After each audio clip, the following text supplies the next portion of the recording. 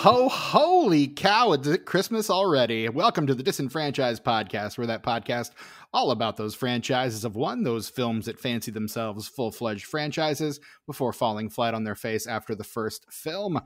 I am your host, Stephen Foxworthy, and joining me, as always, don't mind the black marks on his forehead, it is Tucker. Hey, Tucker. Hi there, Stephen. How's it going? It's going pretty well, man. How are you? I'm doing well. I'm doing really well. Thank you for asking. I do enjoy asking.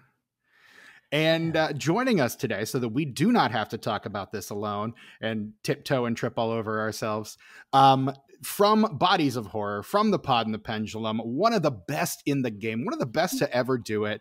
It's Nichole Goble. Nichole, welcome. We are thrilled to have you. Hello, I am Nichole, your token female representative. No pressure. No pressure. It's all on your shoulders. No, I'm so thrilled to be here. We are absolutely excited to have you. So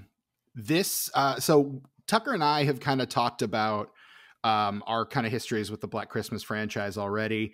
When I put this, the kind of the feelers out, this was one of this and the original were the two that you kind of put your mark down for. What is your history with the Black Christmas franchise and specifically with this movie? What made you want to talk about it with us? So Black Christmas, as a horror fan, you have to know it. You have to love it. You have to respect it, I think.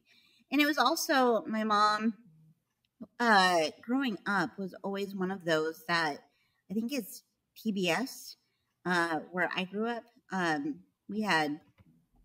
grew up in a very rural area where cable was a privilege and not a right. Right. And so you would have like the 24 hours of A Christmas Story. And my mom was just obsessed with this movie. And I'm like, oh, well, Mom, there's this other movie that this filmmaker has also made. That's also a Christmas movie. Let's watch it. And so yeah, that was kind of like an entry point. For this one in particular, also a family story. I had gone back to visit family after a long time of not being able to go back. And I went to the theaters to see this with my niece and her fiance the day before Christmas. Right on. Nice. Yeah. So you saw this one first run in theaters. Yes. Right before Christmas. Perfect timing. So generally speaking, you're a fan of the franchise, fan of the film. Yeah, I am a fan, I guess, of the franchise. 2006 is a little bit of a hard watch for me, just because I feel like one of the things, and one of the, I'm sure part of the conversation that we'll have, is that I feel like the relationships in 2006 between our sorority sisters, our girls, doesn't seem as cohesive and as strong. And where I feel both in the original and this one, that is such a strength to both entries. So I do like this one quite a bit. I like the original. I like 2006 for some of its elements, but that one has always just been the one I've revisited the least. And maybe it's just because I'm a vegan and I don't like skin cookies. Yeah, I don't blame you. I'm not a vegan and I don't like skin cookies. Yeah. So just not a fan, really. No. Right on. I mean, I think we were kind of conflicted about 2006 when we recorded that one with Ariel last week. Although, I mean, that is 100% Ariel's jam. Like, she, as the mid 2000s horror gore queen, that's kind of her MO. And there's definitely, I think, a lot to like with it. When I've gone back and rewatched it, there are a lot of good bits, but yeah, it's just not the one that I go to the most. And I've actually found myself recommending this one a little bit more recently than I would have even imagined coming out of the theater and being like, wow, I really kind of like this. I found myself like actually recommending this more to folks. So yeah, that's kind of my 30,000 foot view of the Black Christmas franchise, and I do include A Christmas Story as part of that franchise, which it's fun. Oh, it's okay.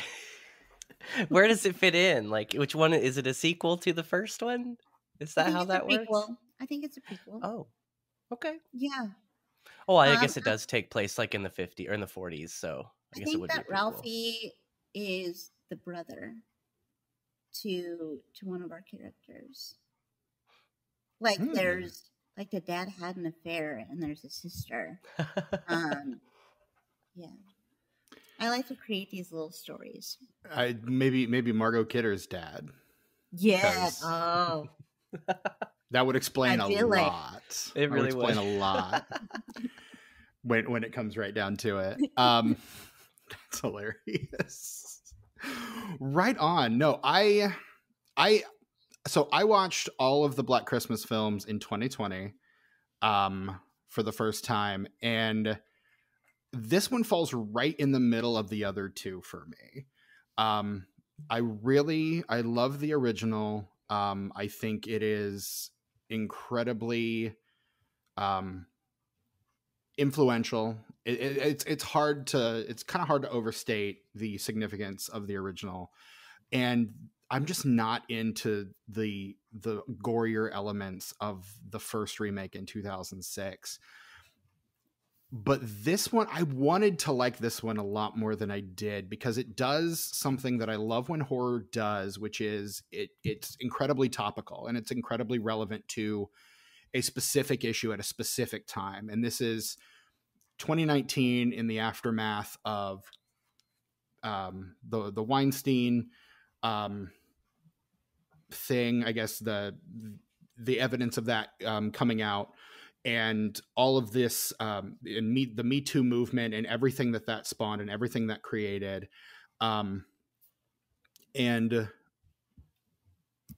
I wanted to love this one a lot more than I did, but there's no subtlety here.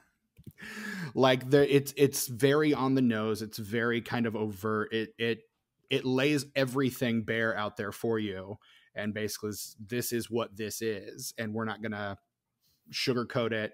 And I find that admirable in a way, but it also, it's difficult to watch sometimes for that reason. You know what I mean? Yeah. I think that's something with the original that a lot of people do praise. I think, especially as we're going back now in 2023 and in more recent years, can go back and say, wow, there were some really progressive and interesting ideas that this film was laying out that I don't think we were really chatting about and respecting right at that time. Because I think it came out like a year or two after Roe v. Wade. And you have an abortion kind of subplot that I think is so interesting and quiet and profound. And like I said, you have these really strong female characters. And yeah, I mean, now we fast forward to, the release of 2019's Black Christmas. And like you said, we're on the heels of a lot of different things happening. In 2015, you have the release of The Hunting Ground documentary, which detailed the incidents of sexual assault on college campuses, which that's right is something that unfortunately so many folks can raise their hand to and say that this has been something that they've horrifically experienced. So it's when listening to criticism for this film, I think you really have to do a lot of sifting through some noise of folks that just don't want to hear, I think, even its more blatant message, which I do think is important. But there is criticism to what you were saying. Like, there isn't this subtlety. And I think as we discuss the film, I think that there are some choices that are made that feel to not hit on the obvious themes, and make the points that the filmmakers and the writer wanted to make as strongly. Right. Yeah, absolutely. Tucker, you want to weigh in on that?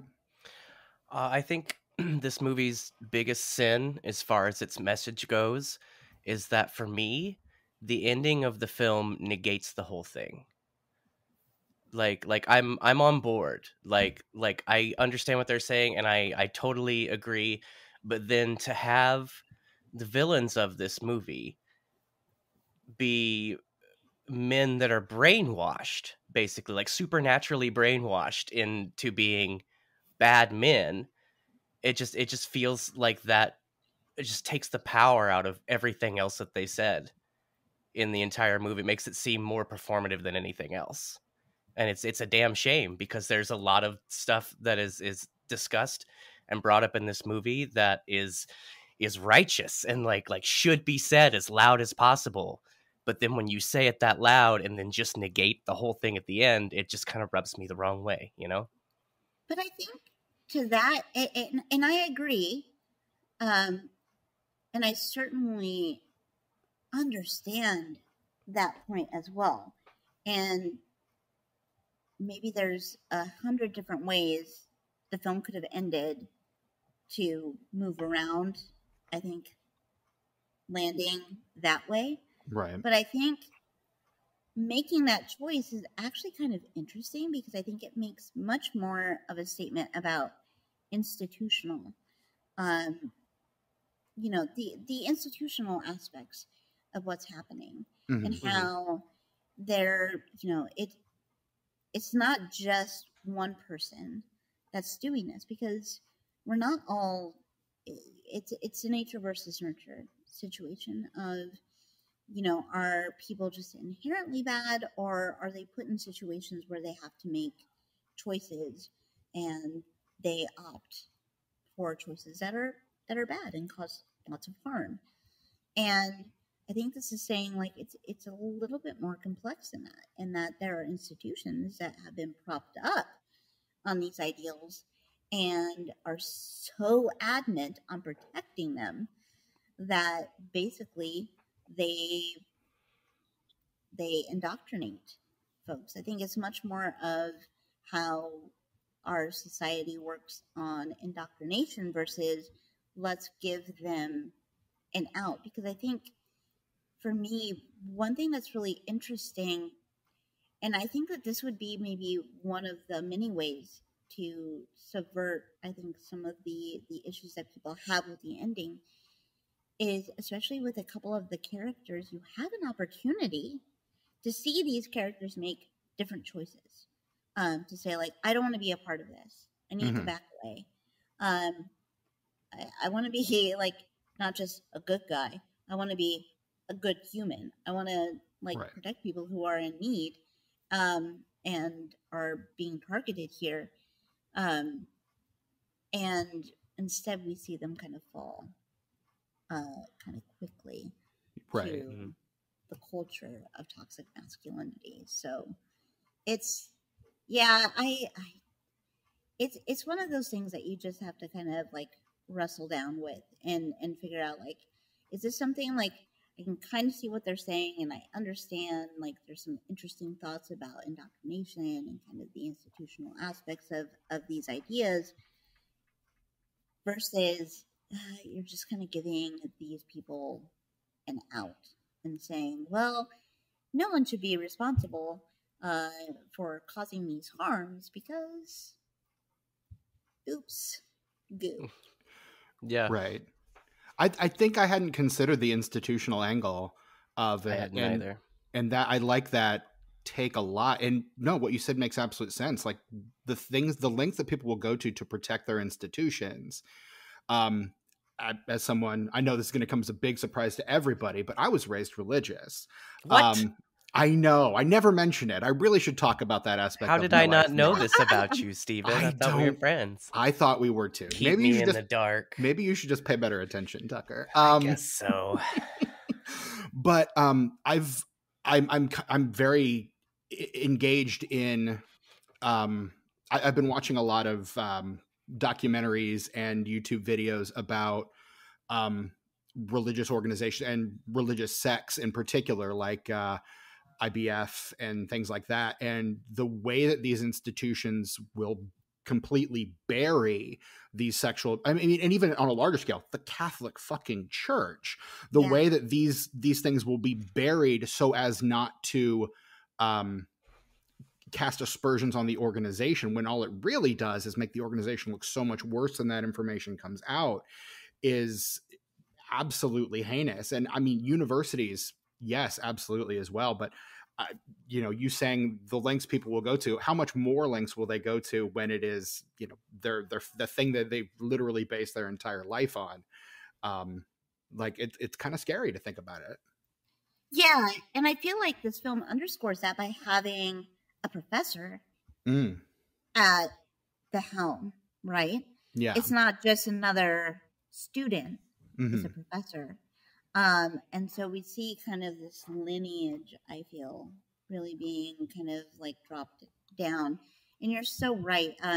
Like I always like to say that I was raised fundamentalist adjacent. My parents divorced when I was really young.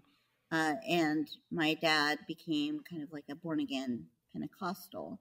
And so I, when I would go and spend the mandated time with him, it was a very harmful environment, especially as someone with a disability. And so, delving into like what these institutions are doing and how they're treating individuals and what these institutions will do, how they'll leverage leadership and folks to protect that is so fascinating. And again, is this something that this film could have somehow finessed in a different way? Probably. But when I guess that how I try to justify my appreciation of this film is like, no, I think it's making a statement about indoctrination and kind of these institutional things, and so I look at it that way. But first of all, you don't have to justify your enjoyment of anything. Like what you like, absolutely. But I mean, no, because and that is an interesting point. But and again, I read in reading up on this movie before we started talking about it. I saw somewhere that the director said that she set out to make the screenwriter set out to make the most feminist movie possible. And it feels like maybe they thought, with a message this important, with something to say this important, we can't afford subtlety. We can't afford to, put it under layers of things. I don't know that for sure. That was never stated, but it seems like they just went all out with trying to make this as feminist as possible and making sure that anyone in the audience understood. And it could also be that this movie is made for a very specific group of people, for a very specific niche. The director also said that she wanted to, instead of leering at or objectifying the characters, she wanted to make sure that the audience felt seen, which indicates that maybe this audience is a little more niche than the previous entries in this franchise had been. Which may be why so many people have a problem with it, because they don't understand that maybe this isn't explicitly for them. Right. So yeah, I think I can see that, because now that you've said, you brought up how like the ending kind of is symbolic towards like institutionalization and stuff like that. Like I didn't think of that before, and I get that now, and that makes it a little better, but it still didn't work for me. And it might just be because maybe it's not for me, you know? Yeah. And I think that might be one of my biggest issues with it, is that I want to be on board with it. Mm. Because I do agree with what they're saying, but I don't, they lose me, especially at the end, because I think it's the way the film is. It's not what the film is saying. It's the execution of the filmmaking.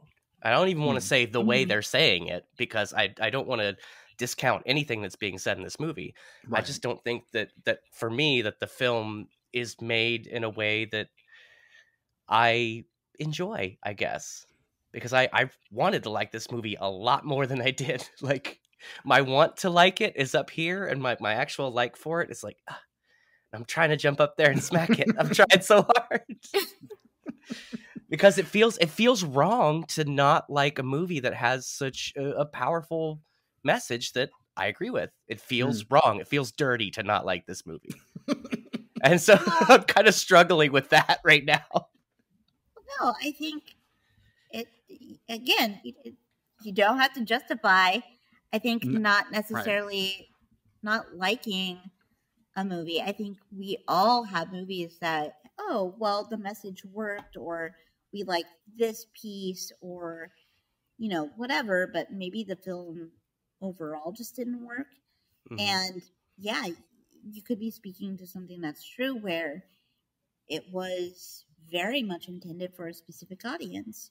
And if you don't fall within some parameters, it's just not going to hit you the same.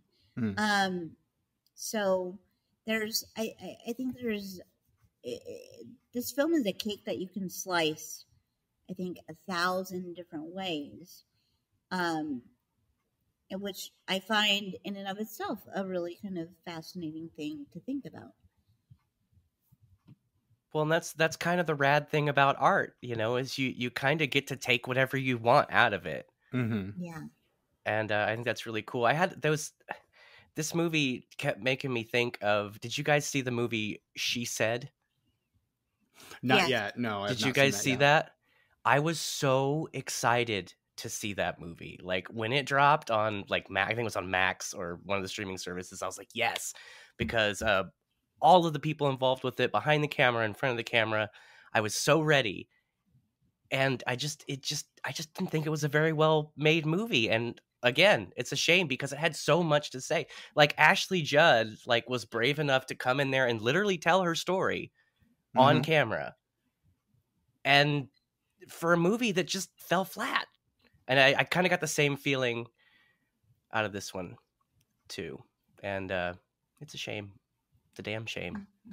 Yeah. I'm just now realizing I never introduced this movie. So, hey, it's Black Christmas, you guys.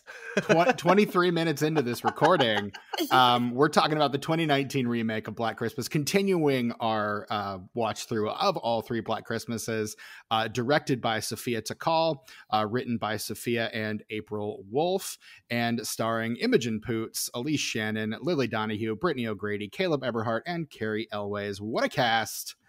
What a picture! What an accent on Carrie Elways there. What the hell was he doing? What was that? He's channeling his Prince of, or not Prince, Men in Tights role. Yeah, I guess. I love Carrie Elways. I just thought his accent was kind of hilarious in this movie.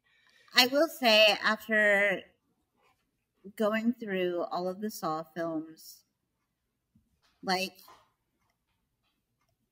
you. Thank you, Carrie, for not going that direction, but instead going here. Yeah. I find this so much more. And I'm a Dr. Gordon in Saw franchise lover. You are.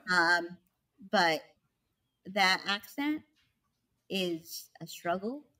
He's struggling. Really, we're struggling. Everyone's struggling. And so at least this is fine. Just let it go. Yeah. Another thing I will say, Carrie Elway's really, really good at playing a creep. Mm-hmm. He's That done it a few man, times, yeah. he has, and it's good every time. Well, and Kiss that's the why Girls it's is the other primary example for me, where I'm just like, that is so good, and you're completely subverting the expectations in that movie by having it be him, and it works so. And then when it is revealed that it's him, he plays it so well. It's so good. Sorry, to cut you off, Pepper. I do appreciate his performance in this film, but having seen him play similar characters in a much more subtle and nuanced way kind of disappointed me a bit, because like, you know, from the beginning that this is the guy. Mhm. This guy's got something to do with it, because he's just, from the first word that he said, you're like, yeah, this guy's a fucking asshole. I hate this dude If you so much. didn't know it in the classroom scene, then you absolutely know it when he runs into her outside the house. Like you absolutely know it there. Oh yeah, he's got the list of names. Like, come on, just tell us he's the bad guy. You told us. Well, and the scene in the classroom is interesting because I think it's hard, because I think that we're looking at it from a perspective too of being the viewer. We're in a horror movie. We're in a horror movie, so we're looking for the villain. We're looking for these spots of decay and the spots of people behaving badly, so we can be like, "Oh, is this the person?" But yeah, if this was your professor, like, would you think that, like, how far would that train of thought go? If you were to, and because of kind of the supernatural aspect of this film, it's hard to kind of root it in any like firm, I think, grounding of reality. But like, would I sit there and be like, "Oh, you're talking about this? I bet that you are orchestrating all the men on campus via through you." Like, Hey, I'm just saying, I would have signed the petition. I'm just saying, like, yeah. And it really, that whole thing reads like it's one of those things that I always find really weird that movies do, where it'll feel like they're ramping up a lecture and like getting ready to build to a point, and then the bell rings and class is dismissed, and you're like, why did you start that lecture so late in the class period? like 30 seconds before class ends. Yeah. Right. It's like the class Do you have a ends clock? at 3. Exactly. It's like the class ends at 3 and they're like, okay, 2:55. Anyway, here's what we're talking about today. And it's like, no. And I don't know why every movie does this, and it's just like, we're going to get to the point, and this is somehow going to be very useful to you later on in this movie, or I'm hitting on the main theme of what we're going to be discussing somehow. Like it always works out that way. And it's always that, or it's always, let's spend an extended classroom scene of the most boring bit until we get to a student that like raises their hand and is like, "Oh, but I want to bring up this point." And then it's like, "Oh, well, the bell rung. Oops. We'll pick that up next time." Which is the most unrealistic thing in any movie that does that, because everybody's looking at the time in any class that you're in, whether it be like grade school, elementary school, high school, college. Everybody's looking at the clock. No professor is not watching the clock and knowing how much time they have left. No student is not watching the clock and not knowing how much time they have left. Because they want to get out the door. And also Absolutely. a student knows, like, just shut up. Like, within 3 minutes of that bell, like, quiet. Just be quiet, because you got to make an escape. You got plans. You got business. And everyone's like, they'll start packing their stuff up early too. Like, again, as someone who used to teach high school, like, you see all, you know exactly what happens in those 5 minutes before the class is over. Subtle move of me putting my book in my bag, like, Yeah, maybe if I do this at like quarter speed, he won't realize what I'm actually doing. Like, no, everyone wants to get out the door, but it. So he's like talking about prejudices and like why he doesn't teach books written by marginalized authors, and Fucking scumbag. he's and basically makes an incredibly bad man. faith argument, makes an incredibly obtuse point, and then is like, hey, by the way, it's hard for me to do my job when people are signing petitions to get me fired. Just saying. Oh yeah, Bye it's another one of everybody. those- Merry it's- Christmas. It's No the petition's finals. fault. It's the Yeah. petition's fault. I didn't do anything wrong. Like I Mhm. can't be held accountable. You're wrong for getting mad at me for being an asshole.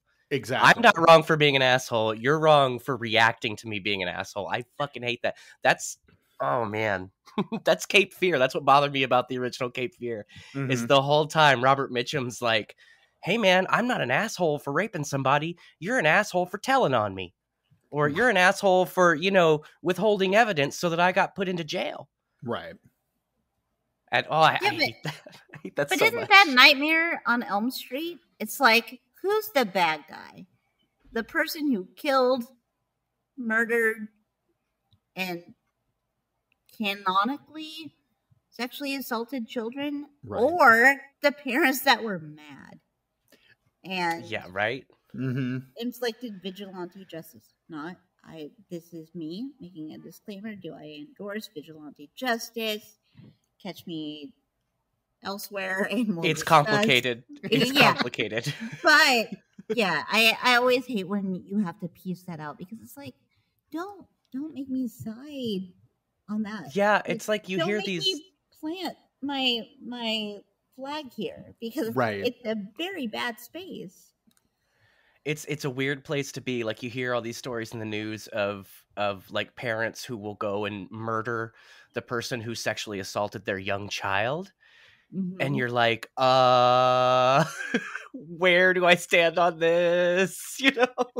And when it comes right down to it, being a piece of shit is not something reserved for one specific type of person or one specific group of people. Anyone can be a piece of shit. Yeah. And that's really what it comes down to. Like, yes, is Freddie a piece of shit? Absolutely. Should the parents have done what they did? Nope. Like both things can be true at the same time. But it does place us in a very conflicted spot as a result. So yeah.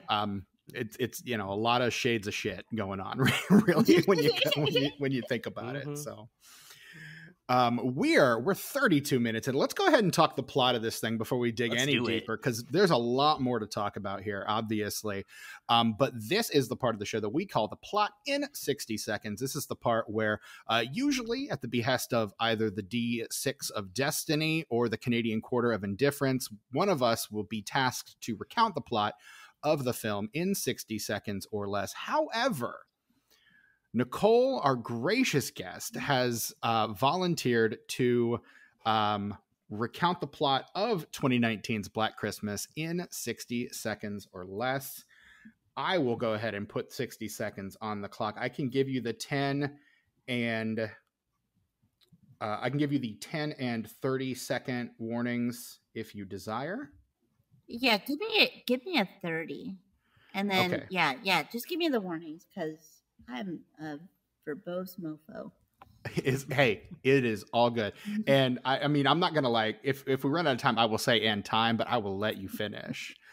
Unlike Kanye, I will let you finish. So I have 60 seconds on the clock, and I will go ahead and start whenever you are ready. Okay. I am good to go. Riley, our main protagonist, and the holdovers at Hawthorne College are preparing to bunker down for the holiday, with some of the other students kind of making their departures during various points. But strange things seem afoot. Sorority sisters are disappearing, with parents calling and saying, hey, my child was supposed to arrive on the train and never 30 made seconds. it.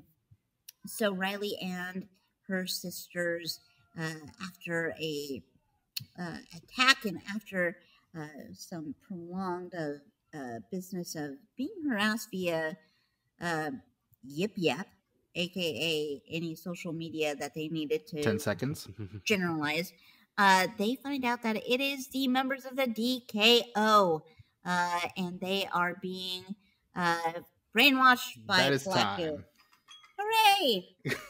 You did it. We did it. It is done. All important, relevant information out. Broad strokes like, covered. Yes. I got, I think, a piece of no, you're good. You're good. We've had we've been doing this for, gosh, I think we're in our 4th year now. And that was great by any standard. My favorite one, though, and maybe the worst one ever, was on our Speed Racer episode, where Brett just completely loses it. And like it's an amazing piece of art on its own just to listen to. And I will like throw that one out anytime someone like feels like, oh man, that was rough, or that, just go listen to the Speed Racer episode, and it's kind of amazing. Like, we've all made our peace with it. And I know a lot of people who come on are like, that was really nerve-wracking, like that was more stressful than I thought it was. Not my intention, which is why I try to ask in advance, but thank you for doing that. I appreciate it. Of course. Of course. So we talked last week when Ariel was here about the use of the cell phones and the social media, because the phone is a very important element in all 3 of these films. Communication, very important aspect. And how in the 2006 version, it's, the flip phone, it's the T9 texting. Oh, Jesus.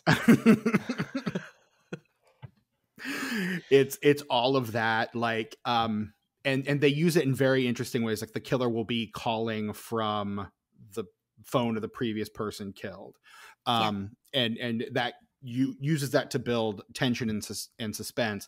But now in the smartphone era, I feel like horror films have to go even further to incorporate and either eliminate cell phones or try to incorporate them. How do you think this film did with the way that it incorporated and utilized not just phones, but also social media and the way that we engage online? The use of social media, especially in horror, is interesting. I feel like there's kind of this default of now looking at how people post. It's not just like the apps they use, how they use it. It's, oh, you posted this video and we want to punish you for doing this. I think about this film because there's this whole thing of where members of the DKO are really upset that Chris had posted the performance that the sorority sisters do at the talent show at the beginning.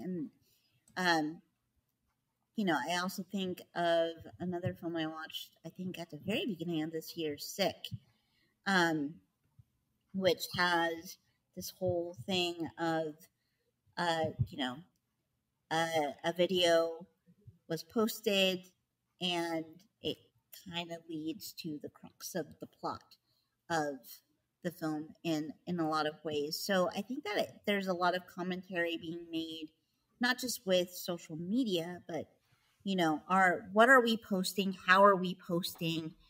And where should there be kind of delineations of, all right, am I posting too much? Am I being terminally online? Is this something that's appropriate? So it will be interesting to see how this continues, because I still think that, horror films have found really interesting ways for a very long time to just remove phones. Even though cell phones were very much like part of our daily life, it would be like, oh, no cell service. Oh, my cell phone broke. Yeah. At the very beginning of the film, so that, or the tried and true, my cell phone's dead. Yeah, battery died, no reception. Yeah, exactly. So I think now there's this, we can't do that anymore because people charge their shit before they leave the house. We can't do that anymore because of X, Y, or Z. So now we really have to figure out ways to incorporate it. But it would be interesting to see folks make, a film that makes a little bit more of a pointed commentary on it. I know there's Unfriended, which I think does very much a lot of the same things, but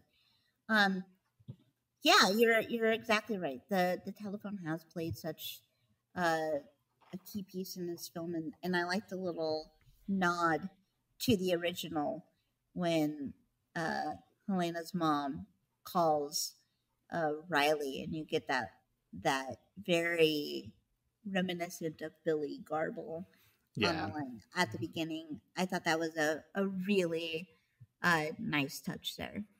I liked the allusions to the original. They're not as in your face as a lot of them are.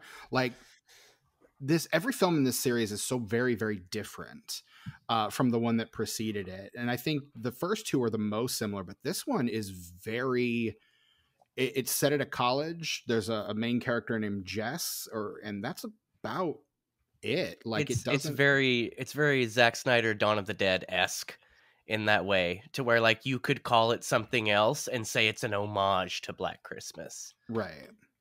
But I also like that it, in keeping with the title, we're including things like that phone call that you mentioned, Nichole, or the unicorn shows up in the first scene. That unicorn. Yeah. Well, and another nod, which and kind of like digging into lots of different pieces before this record, because I'm like, I know I've missed like a handful of things that maybe if I actually do some really hardcore research, and hardcore, define that as you will. One of the things that's really interesting with the kills in this film is that they subvert all of the kills from the original film, where women are killed, and you see men killed. So, Margot before we started recording, I was telling Steven how my favorite part of this movie was how one of the killers got suffocated with a bag in this one, and I was like, yes, that's where it's at. That's this movie. I want the whole thing to be that good. Yeah, it was really nice. I think what you were saying earlier about social media sort of serves to put us in the scene in this movie that I think is probably the best at doing what it sets out to do. And it is the scene where she comes down and she's like, you put this online? Like, what the hell? You know, it's got all these views. And they have that whole discussion about that. And the boyfriend guy is like, well, I don't know what you expected. I love the back and forth between all of them and him, because it's so realistic of the way that when people try to communicate about these sorts of issues, that it breaks down. Mm-hmm. And I think it's a really powerful scene because of the way that they talk to each other. Because like when he's like, you need to calm down, like you're immediately like, oh, you did not just say that. But at the same time, all the wrong things at all the wrong moments. Yes. But at the same time, you're like, you know, despite the fact that it doesn't have anything to do with you being a woman or what you're talking about, but maybe we all need to calm down. You know, there's so many ways that you can take that scene. Like everybody's kind of being an asshole towards each other instead of sitting down and having a calm discussion about it all, you know? And I think for me, it's the best scene in the movie because it just shows like how hard it is to have those kinds of discussions. I think it's very effective. Yeah, even with people that you know and have a relationship with. I mean, it's always harder then, right? We never want to be able to call out our nearest and dearest when they do something. Not only because we are fearful of, you know, what that conversation may do in terms of our relationship, but you always have to struggle with, you know, there's always that saying of you are who you keep close to you. You are your friends. You are kind of your inner circle. So if someone in your inner circle is acting like shit, what does that say about you? And so I think that it's I like this conversation a lot. I like a lot of the conversations because having been in a sorority in college, I get real tired of just like how there seems to be this idea that, you know, if you are setting a film in a sorority and you have sorority sisters, they have to be kind of at odds with each other, right? And you don't get that here. You get that these are people who genuinely care about each other. They make missteps. They don't communicate as clearly as they should. But I think that I know a lot of people have issues with the character of Chris. I think that she does come from a point of truly caring about Riley and wanting to do well. It's just, again, I don't think that people are having like the conversations with her that they need to say, like, totally get your stance here. Is there another way that we can do this? Right. So, and that's her whole character in a nutshell. That was something that sort of bothered me as the person who has the most to say in this film, the person who is the most outgoing with putting things out there to discuss, is just the most insufferable. Like, wow. Like, you want to listen to her and you would want to talk to her, but I don't. It's just like in that scene we were just talking about. Like, everything that someone said to her, she just shut it down. You know, yeah. She came off as someone who's not willing to listen and discuss. She just wants to tell you how it is, you know. And I don't know. For me, that was a misstep, but I don't know how that comes off to other people. Like I say, I don't know that this, as much as I want it to be, I don't know that this movie's for me. Which you know? is valid. And I love the actress. I love Elise Shannon. Oh yeah, she's great. She does it. Like, I love, the character honestly, wouldn't be as insufferable if she weren't as good at playing it, you know? I really love all the performances in this movie. I really think everyone is absolutely killing it. And that's, I was talking to Tucker at the beginning, like that's part of the reason I am so conflicted. I think this is a beautiful movie. I think the production design and the direction are phenomenal. Cinematography is great. The performances are incredible. My main problem is just the lack of nuance throughout. Like that becomes my big issue with the movie. But there's so many other things in here to love, and I love all the performances, all the actors. I think there's not a false note in any of these performances. To your point, Nichole, about the sisters not really being at odds with each other, I think in a lot of cases people do stuff like that in order to create tension, obviously, because you know, and then we can have character growth and arcs and things like that. But I think that was a very intentional choice on the part of Sofia Takal, the director.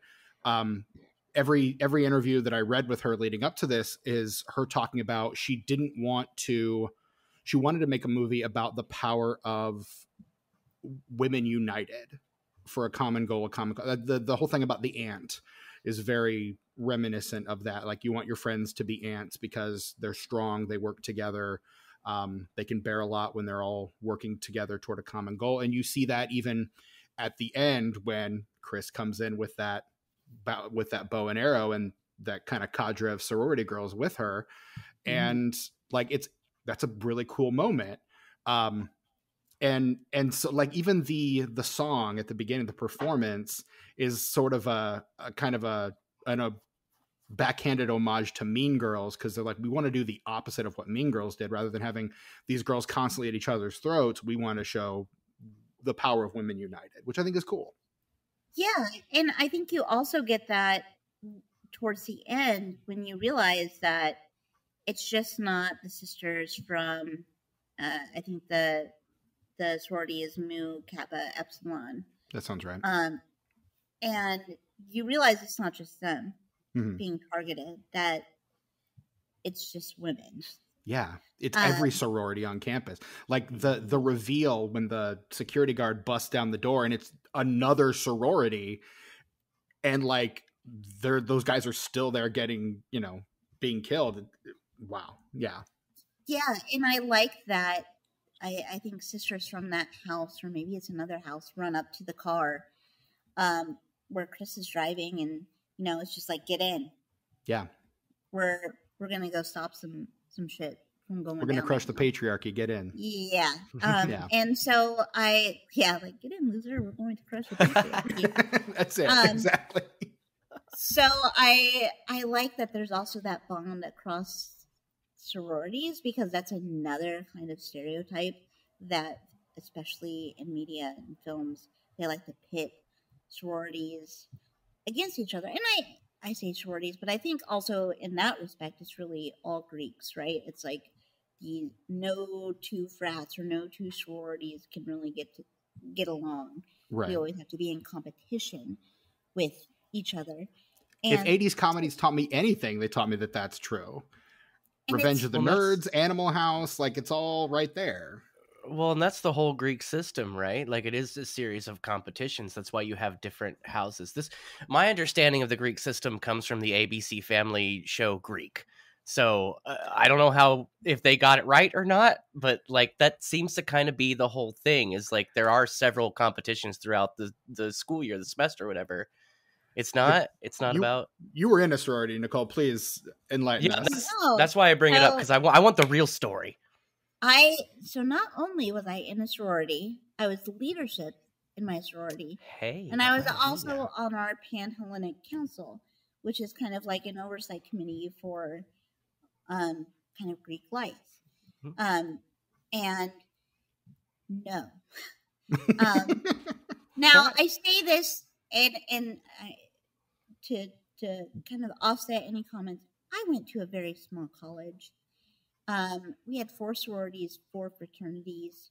So this is not like the most booming of sample sizes, because when you get to like state schools or bigger schools, you're dealing with a lot more. Mm-hmm. But there wasn't a competition. We had a frat that we did an annual fundraiser with every year, because one of our sisters and one of their brothers had gotten married, and she had passed away, I think, from cystic fibrosis. Oh, no. And so every year we did a teeter-totter-a-thon. So we would, for I think it was 48 hours, we would move around campus teeter-tottering on this homemade teeter-totter in different places on campus so people could come. And if so able, would provide donations. We had lots of, collective events together. I was also a ROCI. A ROCI is a recruitment counselor. So during rush week, you de-affiliate from your sorority. So you cannot tell anyone what sorority you're from. Especially, I'm obviously talking to the group of folks that are going through recruitment. They cannot know what house you're affiliated with. You are de-affiliated. And you take them to all of the houses for the specific nights. You talk them through the process. And no, it's not necessarily a competition at all. Now, some schools may have competitions between the houses, and I do hope that, those competitions are done in kind of a friendly way, and in a way to, hopefully have some meaning to them.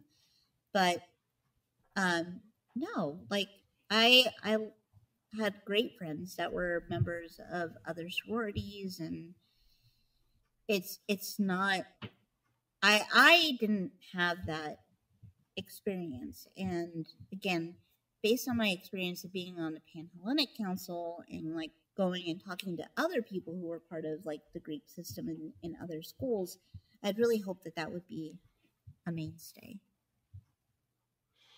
Well, that's what I get for basing all my knowledge on a TV show.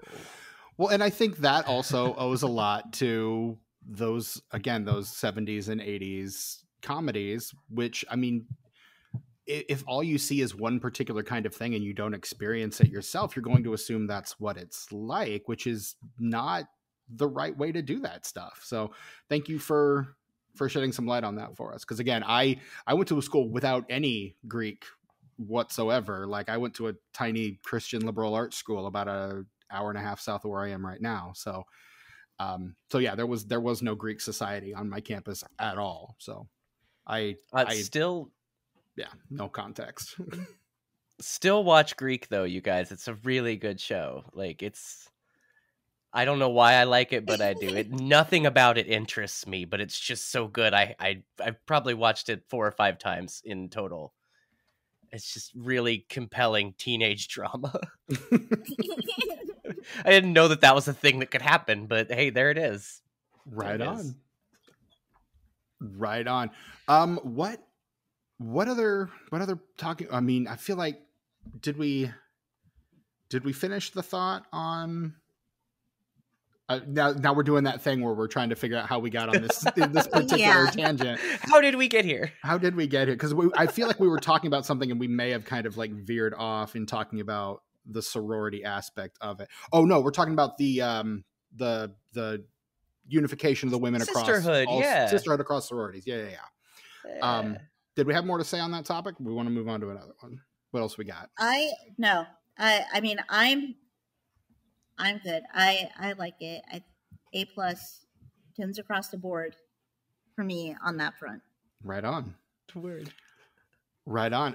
What do we think? Because this is I think one of the aspects of the film. When the first time I saw it, I was kind of like, I don't know that I like this. The supernatural element that exists only in this version of the story. Like, it's not in any previous Black Christmases. It is unique to this one. What do we think about it? How do we feel like it's utilized? Your thoughts, panel. I think that. Oh, sorry. You go ahead. I mean, I'll just throw this out as a thought for your guys' reactions.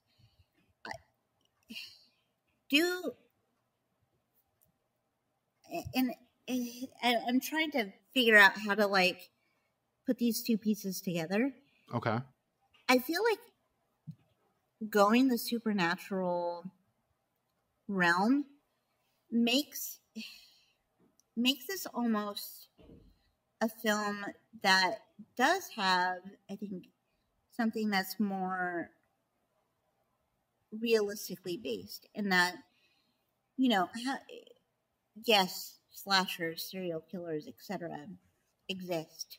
Mm-hmm. A threat, but a threat to women is toxic masculinity and these institutions that prop that up, that support it, and that feed it. And so I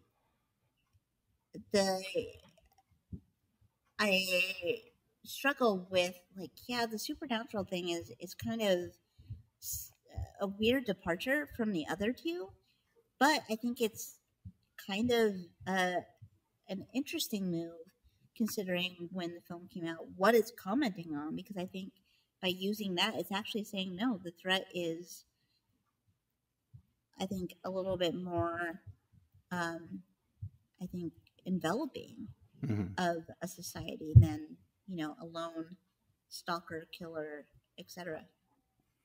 Well, and that's something I did enjoy, was the fact that it wasn't just one dude like it was in the other ones, because it kind of harkens back to the original, where you didn't really know much about the killer. You know nothing about the killer in the original. Yeah. Even at the end, they're just like, oh, you wanted to know something? Fuck you. It's over. Yeah. Bye. You know, like, but in this one, I like the fact that they did that, but instead of making it ambiguous, they just made it every dude. Like, every dude. But my problem with it is that they could have said the same thing. They could have done the same thing with just a cult. like a Skull and Bones sort of organization or something. They didn't have to go the supernatural route, which, like I said Yeah. at the beginning of this podcast, just it kind of negates the whole point of the film for me. It's like if they had grounded a bit more and, like I said, made it like some kind of secret society or even a cult, like without any of the supernatural stuff, I think for me it would have worked a lot better. Do you think they added the supernatural element as a means of kind of trying to play up some more of the horror aspects of it? Because this is kind of it feels more like in some aspects feels more like a drama than a slasher in some aspects. I'm not going to say it's in the it's first not two a acts, slasher. yeah, for sure. Yeah. I mean, but obviously you have like the group, the slasher, you've got, the masked killer aspect of it, which is very slasher, very horror, but like, I don't know, maybe that's another way of kind of amplifying some of those horror elements a little. And that's just a stray thought that entered my head. I'm not married to that at all. Just, something that kind of was rattling around in here and needed to get out, I guess. No, that's I think that makes sense. I mean, we also have to understand, I think, and you guys may have more specific information on this, but the turnaround from writing and getting this movie in theaters was very short. Yeah. I think that both Sophie and co-writer April were brought on, I want to say like in February, and they had like 2 months. Holy crap. To like get the script, and then they had to be like on location, ready to prep and go. So, I wouldn't be surprised if, again, them wanting to really harken in on more of the drama of it, and then saying, "Oh, we were hired to write a horror movie, so Right. What do we do now? How do we amp this up a little bit to give some thrills and chills?" So I can definitely see that as well, and it is rated PG-13. So I think there's also some, and I am an apologist for PG-13 horror. I think it can be amazing. Me too. All of us, yeah. Like well executed, brilliant stuff. Rating doesn't matter. A good film is a good film. Correct. Precisely. But yeah, I think that then they further put themselves into a box of, we wanted a PG-13 film, which I think was something that both Sophie and I think April had talked about, because they wanted this to be seen by young women. Exactly. And then being like, okay, so this is kind of the overall thing that we're wanting to do. We're going for this rating now. How do we make this horror? How do we make this a Black Christmas film? And so I do think that is, I think that's a really salient point of maybe some of that was like, let's oob up the creep factor a little bit with this and see how far that will take us. Yeah. And you're right. Very short production on this. I think 5 months start to finish, from like pre-production to post-production. Very quick turnaround on this. There were times when they were ad-libbing lines because the script wasn't done. And maybe that's part of the issue, is they didn't have a lot of time to really fine tune and finesse the script. So what we're seeing is maybe only a first or a second drafts. And again, I don't want to, because again, I think the things that are being said are very important, but again, we've said kind of a lack of subtlety, a lack of nuance kind of running throughout that, could be just because they didn't have enough time to really sit and work on the script. No. And yeah, that really is, I think, hitting a nail on the head there. When you are dealing with really complex issues that do deserve a lot of finesse to them in a story. You've got to give yourself that time and that grace to really work it. And yeah, if you are going off of draft 1, 2, even 3, where you're not really able to like skim and say, okay, how is this hitting? How do we want to incorporate this here? What is this doing? I think that you are in kind of a bad spot there. And again, one of the reasons why some of the criticism that you hear about the film with it not hitting as hard on certain elements or going as far as it can in certain places or maybe missing a mark, I totally get. Because if you are on, a timer, you got to go fast, and there's going to be stuff that's kind of left to the wayside, unfortunately. Yeah.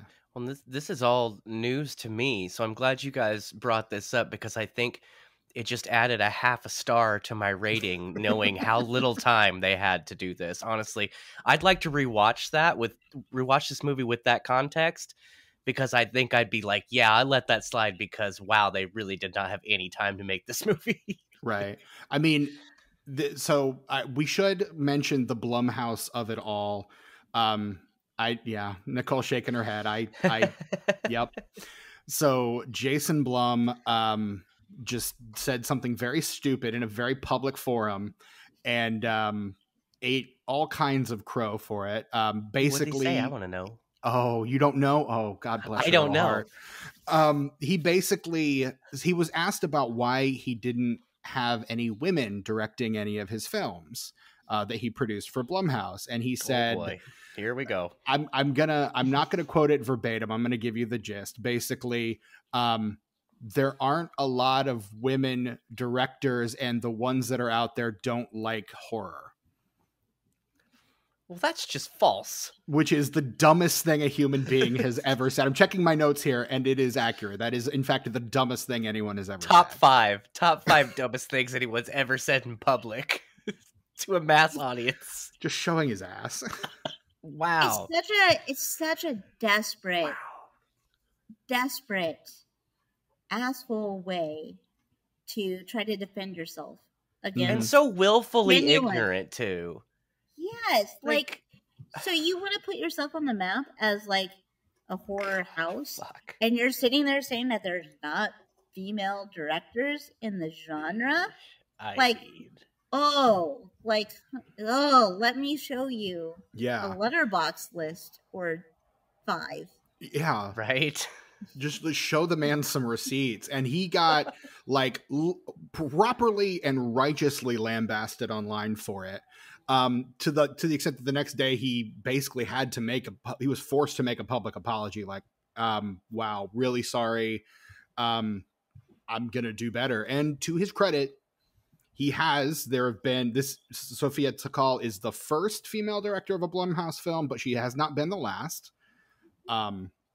There have been several Blumhouse features directed by women since then. I like it. I like it when people learn from their mistakes. That's always the best possible outcome. Particularly when they make them so publicly. Yes. But so this film, he has the meeting with Sofia Takal. He offers her a few different films, and this is the one that she takes because, again, she wants to make... She liked the themes of... And I think we talked about this a little bit over the last couple episodes.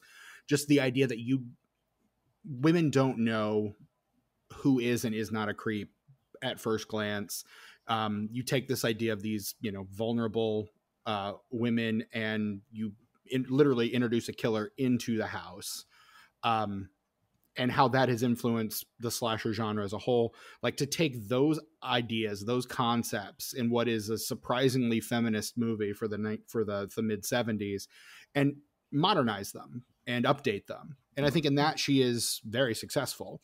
That she takes, again, those themes that the first film explored, even if it is accidental, that it explored and kind of updates them and modernizes them. But unfortunately, because Jason needed a Christmas release, there wasn't a lot of time to put it out. So that makes me think of another scene that I thought was very effective. in showing how difficult issues like this can be to navigate is at the very beginning of the film, that first gal that gets killed, and she's walking along, and that one dude is just walking as well, and she is terrified of this dude. And this dude, he's just on his phone. He's not a part of anything. He takes a turn when he takes a turn. He's just a dude. And I love how that scene showed how terrified she was of him, but also it I don't know, it speaks to the fact that even when there's no danger present, that it feels like women have to be afraid in those situations. And I thought that was a really it was a standout scene, just like the other one I mentioned where they were talking about the video online. That one's way more chaotic, but this one was very subtle in the way that it did that, and I thought it was really well done. And I liked the way they said what they were saying. I thought that was really cool. Yeah. I that, and of course that scene reminds me of I think it's a John Mulaney bit about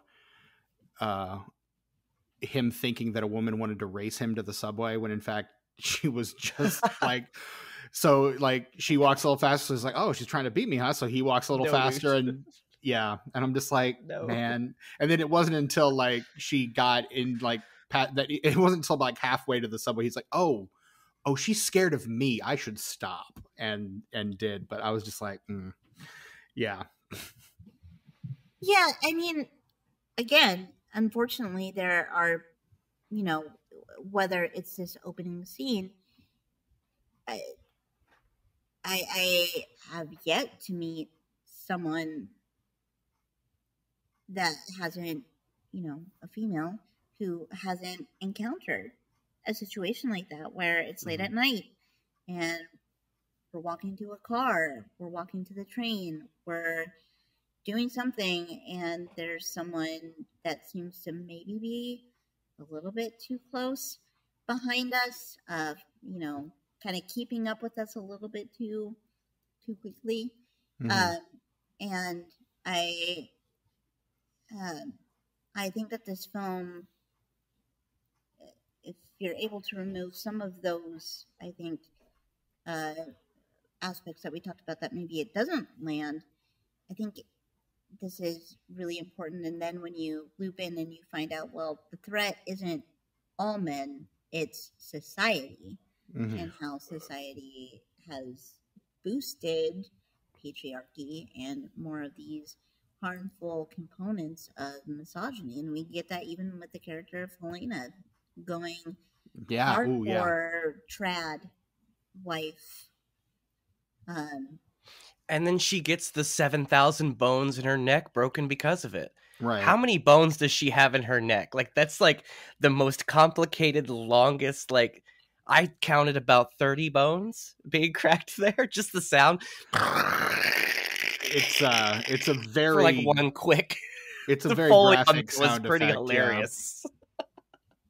But what you were saying about that, about society, it's kind of, it likens itself to like the people say all cops are bastards. And when they say that, they're not saying each individual person that is a police officer is a bad person. They're saying that the system is so fucking corrupt that you can't be a good cop.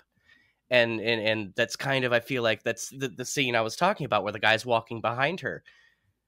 Like, that guy's not doing anything, but because of the way society is, she's right to be afraid of him. Like, she's right to take those precautions. And I think that's why that scene in particular was so powerful for me. Now, you phrased it so perfectly. It's when we make these statements about, all men, we're not saying each individual male. We're saying that patriarchy, we're saying that the systematic and institutional components that I think, foster patriarchy and misogyny and all of these things are bad. Rape culture is a component to this. And when we are able to start to, I think, really piece apart those pieces and say, okay, well then how do we fix a system so that there can be people who want to go in do good things, protect society as police officers, and not be within a system that is really, really bad, and does a lot of harm to especially marginalized communities. You guys, that's what I love about this podcast is I will hate a movie so much, and then we'll talk about it for an hour and a half, and I'll end up kind of liking it without even having to watch it ever again. Because now that we've had this discussion, I'm thinking, how cool is it that the only good guy in the movie still gets brainwashed at the end? Yeah. And before, you guys, before it all makes sense now. Before we started recording, you were kind of against that point. Oh, I was mad. I'm mad. I was mad about this whole movie, but like the more we talk about it, the more I'm like, yeah, maybe I don't need to see this again, but maybe I also don't need to be so hard on it, you know? I mean, and again, it helps to consider perspective. Again, maybe this isn't for us. It helps to consider perspectives not our own, which is why it's important for everyone to have these conversations and to open themselves up to having these conversations, which unfortunately, based on the reviews for this film, not a lot of people were really willing to do. Yo, it's very polarizing. I looked on Letterboxd and it's either 1 stars or like 5 stars. People either really fucking dig this or they really hate it. There's like no in between. Yeah. And especially having seen it in theaters and enjoying it and really just kind of sitting and thinking about it. It was not a space where you felt comfortable coming out in support of the movie, because you would get these really kind-hearted, gentle folks slipping into your DMs, your replies, and saying, no, you're wrong. Feminism is wrong. This movie is too woke, and all sorts of things. And this was at a time where I think, yeah, people were being really toxic, but now it's a complete hellscape. So this is a film that I do think that hopefully more people will give some more chance to. You're right, it's not going to hit for everyone. It's obviously got an intended audience, but I think if you remove, I think that, we talk a lot about kind of the brainwashing, and I think, unfortunately, I don't want to say that people succumbed to kind of the groupthink of this movie is bad and it's just bad, but I do think that was part of it as well. Is people just really, from the get-go, the loudest voices were saying how awful this was, and then there were some of us saying, well, yeah, it's not the best, but is it that bad? Really? So that makes me so happy to hear, because I like more folks that can say, all right, well, maybe there's another viewpoint to this, or hey, I still don't like it, but I totally understand now why some people would. Yeah. Like, that's the best. Yeah. And I mean, I personally always want to try to be that person. I don't want to be the guy, throwing water on the wrong fires and gasoline on the wrong fires. I want to try to, I'm careful to try not to say certain movies are bad so much as to say certain movies are just not for me. Because every movie is somebody's favorite movie. Even if it's not mine. So even movies that I may not have a lot of good things to say about, I will still try to find something in them that I like. And I've made that mistake on this podcast before. So, and I will probably make it again. Let's be honest. I'm human.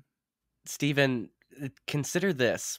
Food Fight is someone's favorite movie. That is so hard for me to consider. See if you can swallow that one, Steven. Can you swallow that one? Look, I kind of have to, and I know exactly whose favorite movie it is. The guy that made it. It is his favorite movie. I am sure.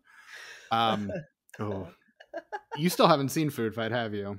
No, man. No. Brett and I are gonna have to force you to watch that someday, man. This comes from a place of zero context, and I love it. Nichole, you haven't seen Food Fight, have you? No, but now I feel like, do I dare? I don't. Steven and Brett say it's the best film, or the worst film they've ever seen. It is very bad. It is a very, very bad film. And I've seen some bad movies, which is why I'm like, is it? It's poorly made. It's poorly executed. It's got the most craven, like ideas behind it. It's basically a movie. It's an animated children's film about supermarket mascots. It was never finished. There was a finished copy, but it got the hard drive got deleted, and so they had to throw the thing Allegedly. together. Yeah. I mean, it got Toy Story 2'd, basically, was what happened, but they didn't have that one person with the backup. Some people will say that was an excuse for embezzlement, but... Which it may very well have been. You can see, like, the footage in the trailer for the movie is better than the actual footage in the movie. It's a whole thing. We do get into it on that episode. But yeah, I don't know. I would not recommend it, but if you have a morbid curiosity for these things, go for it. Like I said, I'm not going to recommend it to Tucker. At some point, I'm just going to force him to watch it because we had to. Yeah, I probably owe you one, so. Wild. Now I'm interested in talking about this film with you both. Like, what? I know that we mentioned the performances earlier. Are there any particular performances that stand out to you in this film that you're like, I really see them trying something kind of cool here? I'm a big fan of Imogen Poots. I just think she can do no wrong. She's phenomenal. I love her as Riley. I think she is doing just incredible. And Elise Shannon too. I love her. Like, I think she is. I mean, whatever issues any one of us might have with the character, she's absolutely killing it. Like, she's doing such a great job. And to have those two as kind of the leads, as it were, is, I think, really good. And I think they work really well together and off of one another. I don't really have anybody that stood out. I don't think anybody stood out as bad, with the exception of the main frat guy. I thought his performance was a little over the top, but I think maybe the script sort of called for that. So I don't know if that was really a him thing or if that's just a problem I have with the screenplay and the way that his character was written. But he seems like almost over the top and like villainistic, if that's a word. Where terrible person doing terrible things deserves to be hated, but I just thought the performance was a bit much. It was more than it needed to be, I think. But I think other than that, I think everybody did fine. Nothing stands out as bad, but also nothing really stands out as like phenomenal or groundbreaking or anything. Yeah. And I'm sorry, go ahead. No, I'm a big Imogen Poots fan as well, and I think that in a film that does make a lot of broad strokes, she does actually give some real quiet moments where you can see some different things happening within kind of her internal landscape, which I imagine is a little bit more complex to do when, again, you have a script that's really speaking to broad strokes. So I like that, especially the scene where she goes to the campus police security and is talking about how, Helena is missing, didn't arrive, and you see like these really tiny moments of her breakdown of like, I'm going through this again. I'm talking about something with someone who's supposed to help and no one is helping. No one's believing. Well, then That's what I thought was really interesting about that scene, because it reminded me a lot of the scene I keep bringing up where they're talking about the video in the kitchen, and it turns into a shit show. Whereas like in Barbarian, the cop clearly is just like, this bitch is crazy, you know. In this, like, you don't, like, both people seem kind of rational. Like, you understand that she's worried and you understand why, but also the information and the evidence that she has, like, what's he supposed to do? Like, what kind of information is that to go on? You know, and I love the juxtaposition of that, to where it's like, you know, she's right, but you also know that she's not telling him anything that he can act on, you know. I thought that was really clever. Mm-hmm. So. Yeah, absolutely. Yeah, this I am also gaining a greater appreciation for this film as we discuss it, for sure. Like, it's Podcast successful. Like it's definitely it. Again, I'm starting to appreciate more about it. That I think the main issue just boils down to the script, because I'm realizing as we discuss it, I like just about everything else surrounding it. It's just, the script seems a little rushed, sloppy. It's just not tight. It's just not tight enough. Yeah. There's a lot of great things happening in it, but it's just, they didn't have enough time to really tighten it up.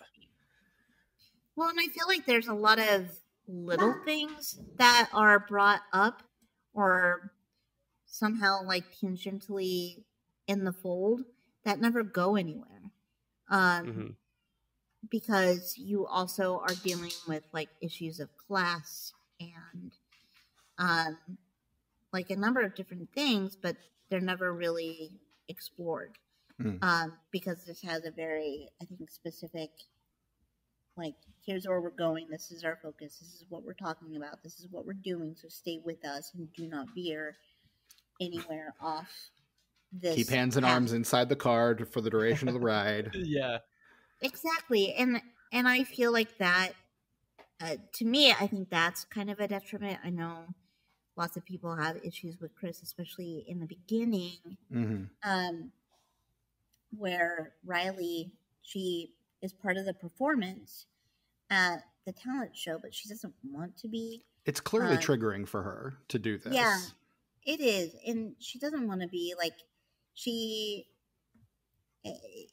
there's this whole discussion around, should victims of sexual assault, like, as a victim, where's the onus? Is there onus? Should there be any onus on you to be someone that is speaking to your experience and sharing that in any way? Because that can be very painful, difficult, and upsetting. I think the film doesn't handle that as, I think, deftly as it should, because at the end of the day, Chris is right. That's her assertion, and that's what the film, I think, is kind of coming down on. Well, yeah, because Riley turns to her and says, you're right. I should have been fighting the whole time. I know this is not the time for I told you so, but I did tell you so. Like, that's exactly, that's the exact exchange. And it's like, yeah, no, that shouldn't be a takeaway. I've volunteered with the DC Rape Crisis Center, doing like their hotline and also doing some educational stuff as someone that's experienced sexual assault. Like, you cannot, you can't put that on someone. People have to be able to speak when they want to, how they want to. That's their story. That's their thing to share. right. And to put them in, Chris is constantly putting Riley in those situations of, putting her down because she's not fighting, she's not an activist, she's not doing the things that Chris thinks that he should. And we understand that maybe this is coming from a place from Chris of wanting to do good, make an impact, but failing to see kind of the forest through the trees, I guess. Yeah. Understanding how that can be much more harmful and I don't know. That I would say if there's one thing about the film that I just have a hard time gelling with, it's that component and trying to make sense of like I kind of like Chris. I know you want to be a good friend. I know you want to be encouraging. And you want to build your friend up, but this is not the way to necessarily do it. Well, I think that's the characterization of that character through the whole film is she's someone who has a lot of rage and justifiably so. Mm-hmm. But I don't think she considers how she's directing that rage. It's righteous anger, but I think she's also working on. It seems like she's trying to contextualize Riley's experience based on her own. Well, you're not doing what I would do in this situation, therefore you're not handling it correctly, which is reductive and honestly, not a great look. Because everybody is different, because no two people are exactly alike in any context. That's Riley's trauma to deal with her own way. And no one else can speak to that experience for her, and nor should they. So I feel like, I agree. But, and the frustrating thing to me is that realization of Riley's at the end there, I should have been fighting the whole time. That's basically the only character development we get in this movie. Like, for the most part, these are all very static characters. There's not much growth over the course of the film for anyone but Riley, really, which is not necessarily a bad thing. Also, it's unfortunately pretty realistic as well. Right. Yeah, I love that you said that, because there are times to where, like, how many movies have you watched where someone takes, this emotional arc and you're like, this is the most predictable and ridiculous thing. I could have sat here and, like, at minute 42, they're going to have this realization. They're going to make some comment about how they needed, it wasn't the journey, it was the friends that we made along the way. Right. So I like the idea. Like, I always bristle, like, there needs to be, like, some big character thing, especially for someone like Riley that has experienced something really, really challenging. Right. And her sexual assault happened, I think, 3 years prior to this, but she's now face to face with her attacker.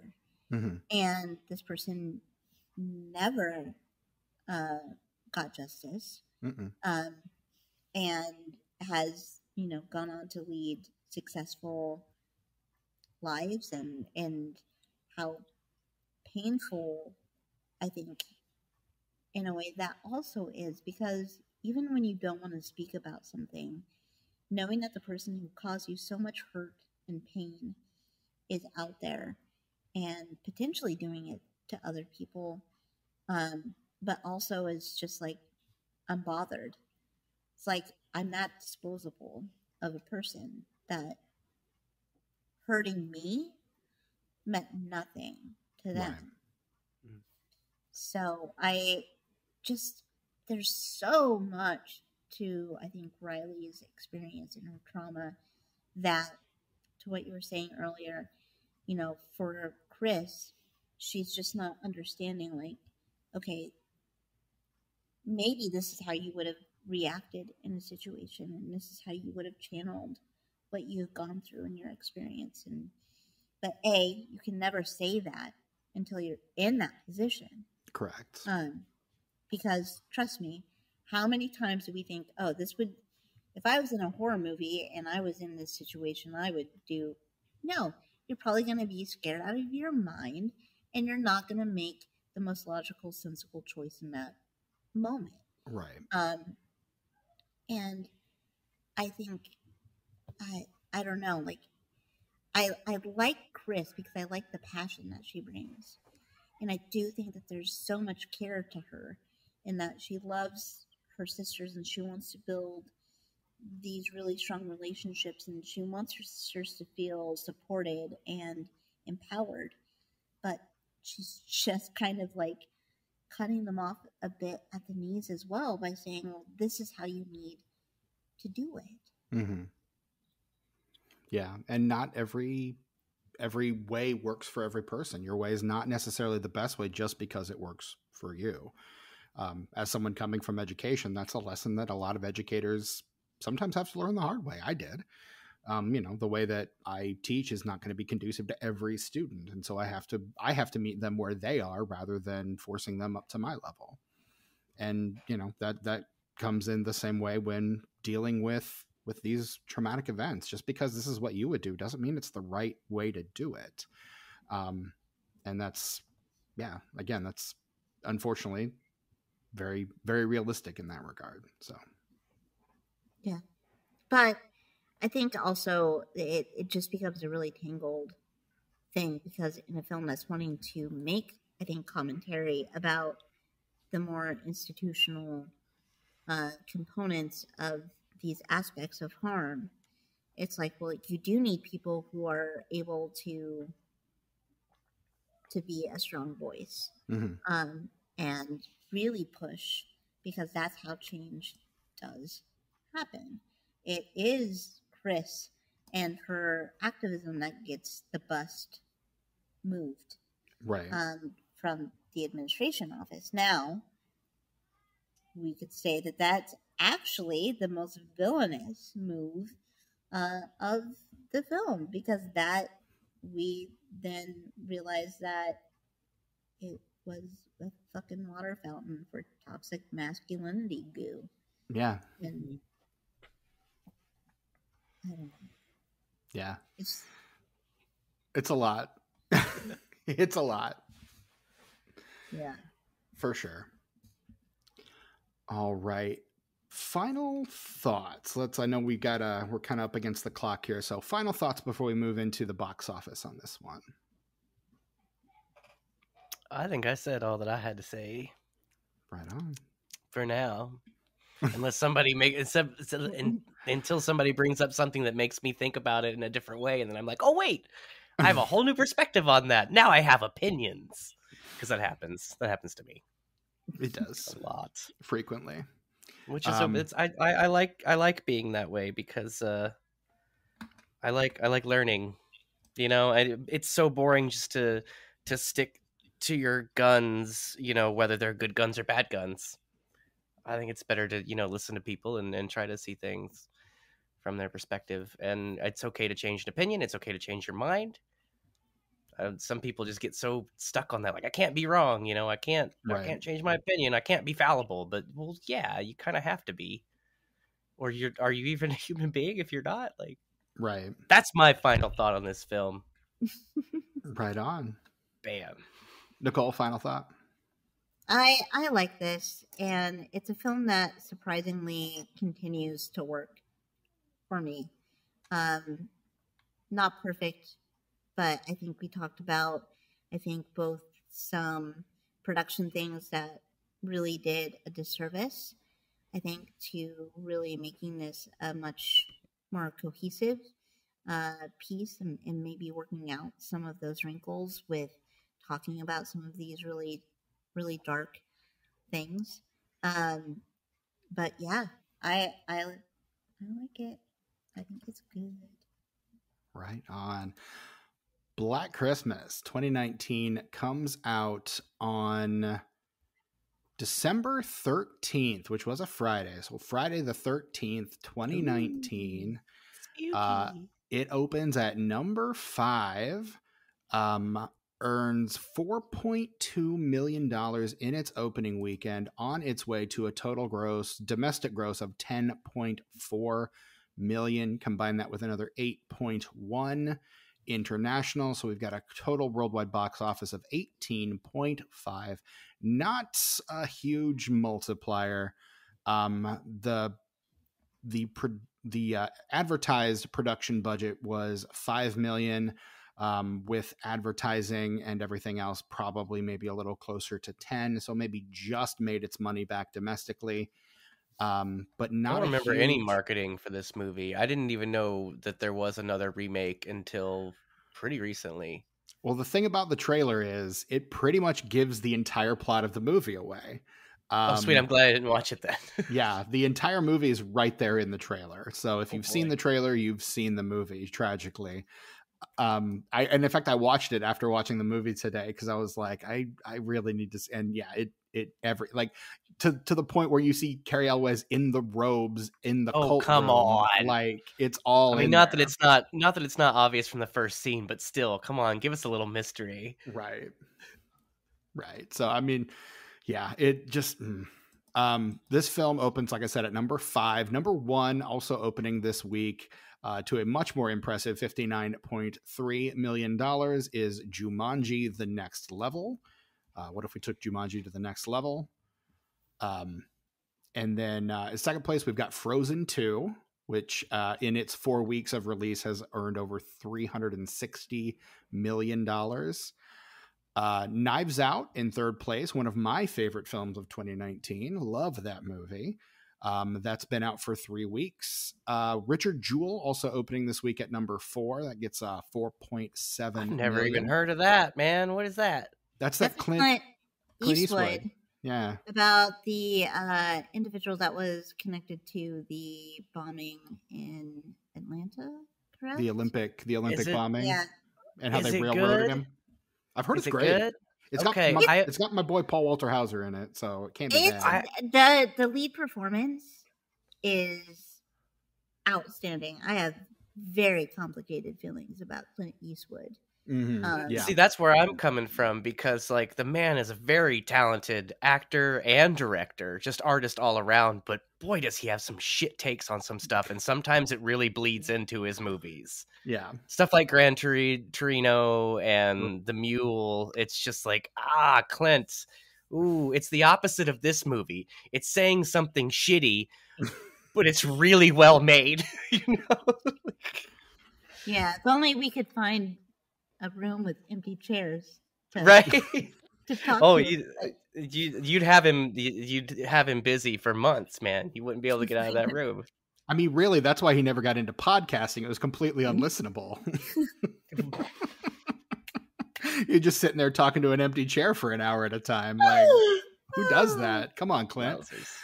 And then, of course, this film opening at number 5, rounding out the rest of the top 10. You've got Ford v Ferrari at 6, Queen and Slim at 7, A Beautiful Day in the Neighborhood 8, Dark Waters 9, and 21 Bridges 10. Was A Beautiful Day in the Neighborhood, was that the movie where Tom Hanks was Mr. Rogers? I think that's correct. Yes. I liked that movie. Yeah. It made I me did sad. not. I always get it confused with I think it's Won't You Be My Neighbor, which is like the documentary. The documentary, Mm-hmm. right. Which, yeah. It came out right around the same time, if I recall. Which it adds to the goddamn confusion. It's like, am I going to see Mr. Rogers or am I going to see Tom Hanks? Right. When I pull this up, what adventure awaits? No, they're both very good though. Tom Hanks kind of went on a little run there playing, people we loved as kids. He was Walt Disney in that Saving Mr. Banks. Saving Mr. Banks. He was Mr. Which, Rogers. though completely false and misrepresentative of not only everything that happened, but the people involved, is still a wonderful film.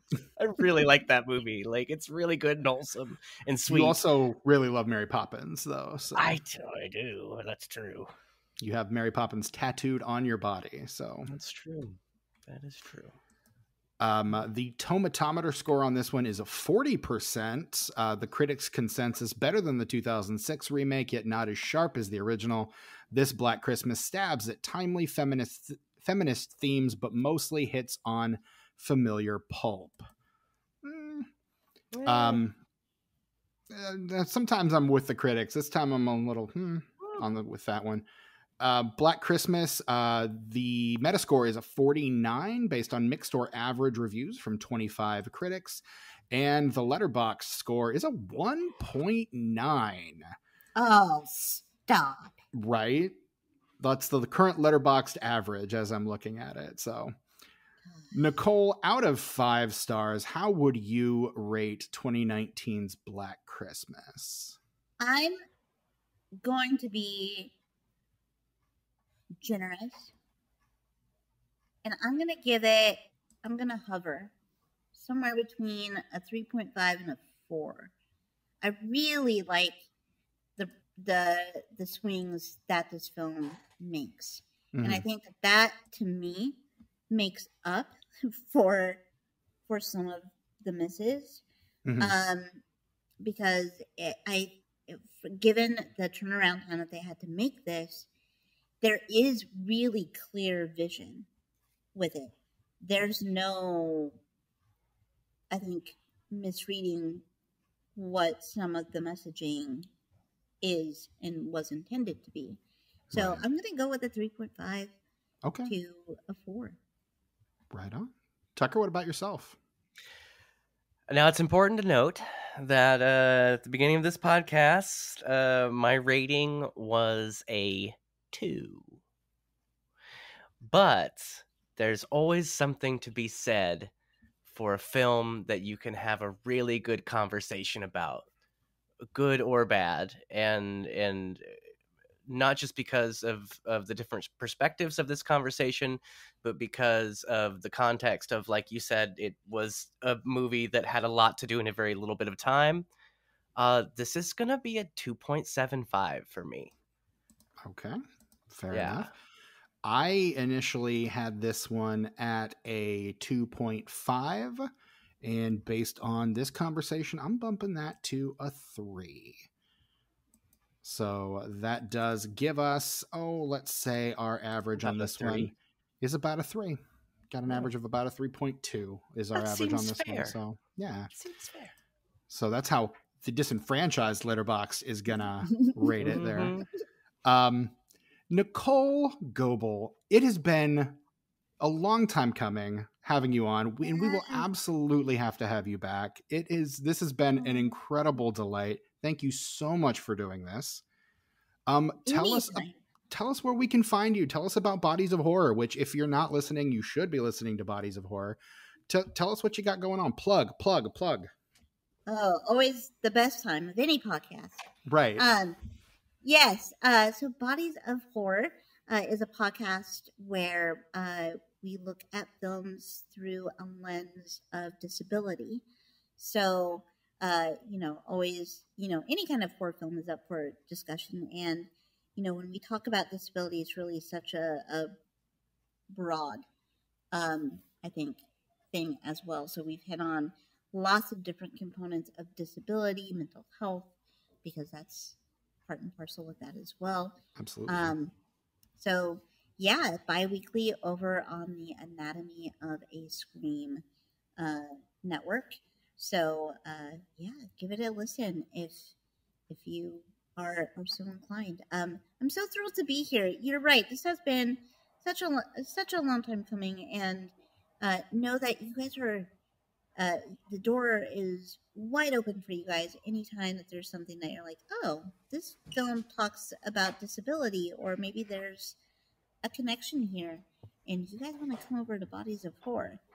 The seats are ready for you, 100%. Excellent. And where can we find you on social media?